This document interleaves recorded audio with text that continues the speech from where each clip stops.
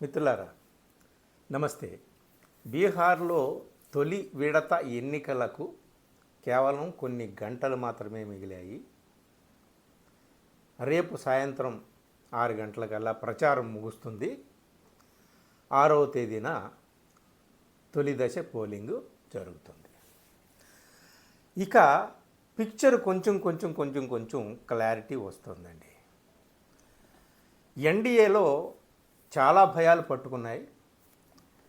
ఆ భయాల్లో అతి కీలకమైనటువంటి భయం ఏమిటయా అంటే జనస్వరాజ్ పార్టీ, అదే పీకే ప్రశాంత్ కిషోర్ ఏ మేరకు తమకు నష్టం కలిగిస్తాడు అనేది చాలా భయంకరమైనటువంటి వాళ్ళకి అనుమానం. సో ఆ అనుమానము, సందేహము లేదా అదేదో భ్రమేనా అని ఊరుకోలేదు. ఎన్డీఏలో ప్రధానమైనటువంటి భాగస్వామి బీజేపీ వారు ఊరుకోలేదు. దాని మీద అన్ని పరిశోధనలు ప్రారంభించారు. ఒకటొకటి పాయింట్ చెప్తాను. ప్రశాంత్ కిషోర్ ఏ విధంగా ఈసారి రాజకీయాలను తలకిందులు చేసే అవకాశం ఉందని. ఆయన కింగ్ కాలేడు, కానీ కింగ్ని మార్చగలడు. ఏదో ఒకటి భూకంపాన్ని ఆయన సృష్టించబోతున్నాడు అనేది. దీని మీద చాలా లోతైన అధ్యయనము, పరిశీలన సాగించారు బీజేపీ వారు. రాజు తలుచుకుంటే దేనికి కొదువా? అందుకనే ఈ సోకాల్డ్ సర్వే సంస్థలు ఇవన్నీ కూడా తీసి పక్కన పెట్టండి. కానీ అమిత్ షా చేసినటువంటి ఇంటర్నల్ సర్వే, వాళ్ళకున్నటువంటి నిఘా సంస్థలు, గూఢచారి సంస్థలు చాలా పక్కాగా ఉంటాయి కదా, వాళ్ళ ఇన్ఫర్మేషన్ చాలా పక్కా. సో వాళ్ళకి అర్థమైంది ఏమిటయా అంటే దాదాపు 30-35 స్థానాల్లో బీజేపీ వారికి కీలకమైనటువంటి స్థానాల్లో, తమ అభ్యర్థులు గెలుపు గుర్రాలు అని అనుకుంటున్నటువంటి స్థానాల్లో ప్రశాంత్ కిషోర్ దెబ్బ వేస్తున్నాడు. అక్కడ డెంట్ పడుతుంది.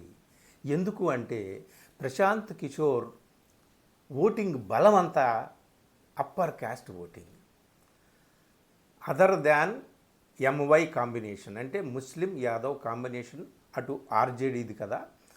అది కాకుండా మిగిలినటువంటి కమ్యూనిటీస్ని అన్నింటినీ కూడా పోలరైజ్ చేసి వీళ్ళు ఊరికనే ఆర్జేడీ వాళ్ళు లేదా కాంగ్రెస్ వాళ్ళు ఈ మొత్తం మహాగఠబంధన్ అంతా కూడా కేవలం ముస్లిం అండ్ యాదవ్ ఈ ఓటింగ్ మీదే ఆధారపడి ఉంది. వాళ్ళు ఆ కమ్యూనిటీస్కి ఏదైనా చేస్తారు, మిగిలిన వాళ్ళందరినీ గాలి కొదిలేస్తారు, మిగిలిన వాళ్ళందరూ అనాథలే అని చెప్పి ప్రచారం చేసి ఈ 20 ఏళ్ళు కూడా ముస్లిం యాదవ్ కమ్యూనిటీస్కి వ్యతిరేకంగా ఇతర వర్గాల వాళ్ళందరూ దాదాపు 100 communities, total upper caste communities, EBC communities అన్నీ కూడా.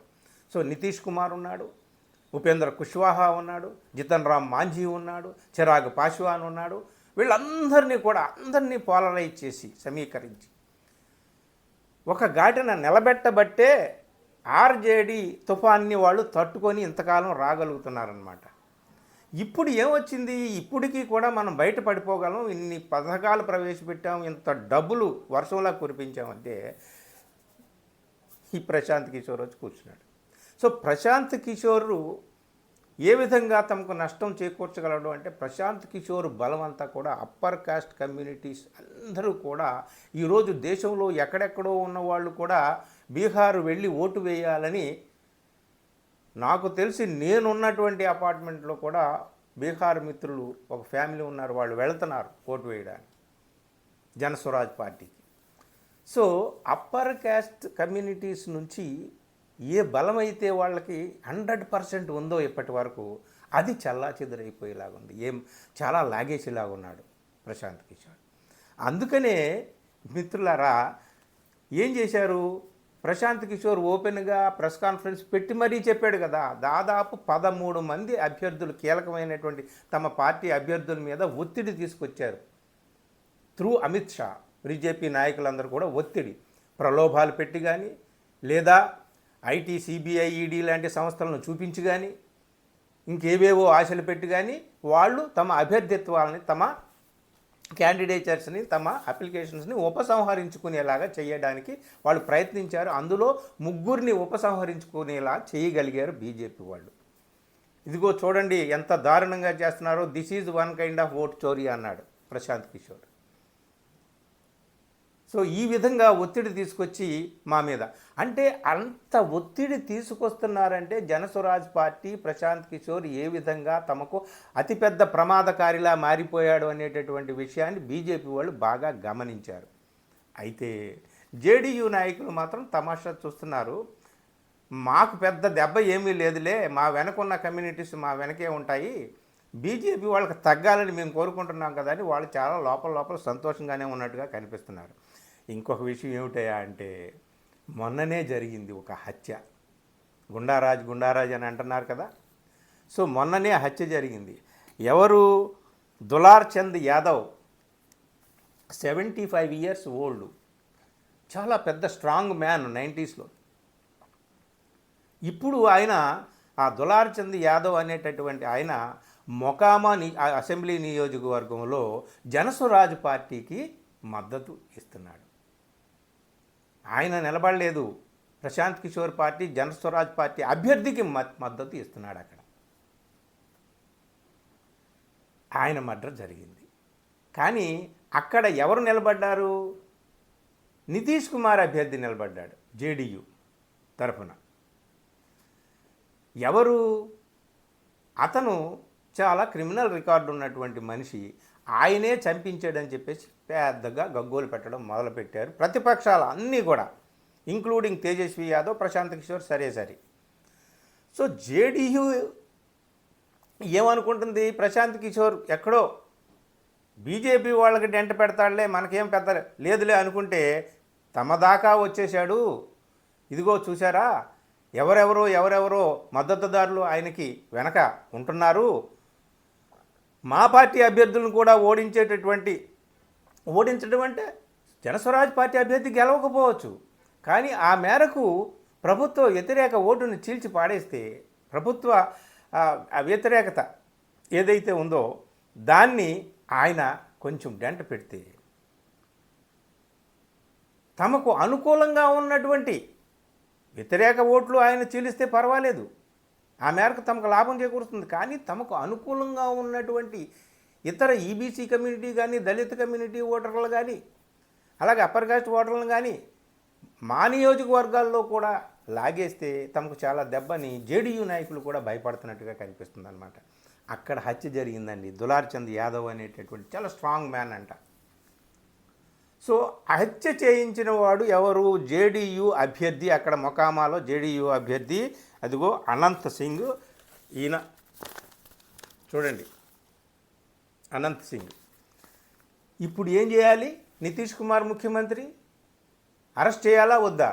అరెస్ట్ చేశారు. ఎందుకంటే ఇదిగో మేము నిష్పక్షపాతంగా మా అభ్యర్థి అయినా ఎవరైనా సరే ఎఫ్ఐఆర్లో ఫస్ట్ నేమ్ ఆయనదే ఉంది కాబట్టి ఈ అనంత్ సింగ్ అనే ఆయన్ని అరెస్ట్ చేసి 2 వారాలు రిమాండ్కి పంపించారు.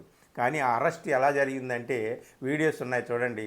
పెద్ద ఖరీదైనటువంటి అత్యంత విలాసవంతమైనటువంటి కార్ల కాన్వాయ్తో పోలీసులు ఆయన్ని తీసుకువెళ్ళారు. మామూలుగా లేదు, అది కూడా వన్ కైండ్ ఆఫ్ ఎలక్షన్ ప్రచారం లాగానే తీసుకువెళ్ళారనమాట.